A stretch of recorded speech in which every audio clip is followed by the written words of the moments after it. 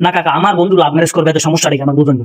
না সমস্যাটা কি, লাভ ম্যারেজ করলে মনে করেন আপনারও লাভ, মাইয়ের ফ্যামিলির লাভ। কোনো খরচ আছে? কোনো খরচ নাই, ঠিক আছে, কোনো খরচ নাই। কয়টা খরচ আছে? আর এই যে মনে করেন অ্যারেঞ্জ ম্যারেজ যদি করে, তো সেখানে আপনি মনে করেন যে কি পরিমাণ খরচ হবে। দুই ফ্যামিলির কম হইলো 5 লাখ 7 লাখ খরচ হবে। তো ওরা তো মনে করেন যে একটা চিন্তা করছে, আমার বন্ধু আপনি চিন্তা করেন, আঙ্কেল আপনি নিয়ে ভাবে, কারণ এই 5-7 লাখ খরচ না করে এটা দিয়ে আপনি একটা কাজে লাগাইতে পারবেন।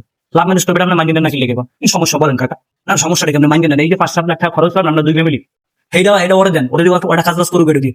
মানে বুঝেন না কাকা, আমরা এই যে ইয়ং জেনারেশন পোলাপান যারা আছে বা আপনার ভালো চাইলে এটা কোনোভাবে আমরা পছন্দ করেন না এবং কি মাইন্ড নিচ্ছেন না, এটা কারণ লাগবে। ও চাইতেছে আপনার টাকাটা বাঁচাই দিতে, ও আপনার টাকাটা বাঁচাইতে চাইতেছে, তো আপনি উচিত এটা মাইনে নেওয়া, যেভাবে হোক মাইনে নেওয়া। কিন্তু আমরা বুঝেন না, আসলে বুঝেন না, ঠিক আছে, খরচ বিয়ে যত খরচ কম অতই ভালো, অতই ভালো। অ্যারেঞ্জমেন্ট দরকার, নৌকের দাও, সমুখের দাঁড় দেয়, এতগুলো টাকা গরু গোস্ত খাও, এটা খাও, হেডে খাও, হ্যাঁ তো গোস্ত ভালো হয় না, এটা ভালো হয় না, গোস্ত কম পাইছে, এই সেই কত কথা, কত নাটক। বাদ দেন, আমি মনে করি যে ওদের আপনার ঠিক করছে, এটা ঠিক করছে। হ্যাঁ কি করবেন?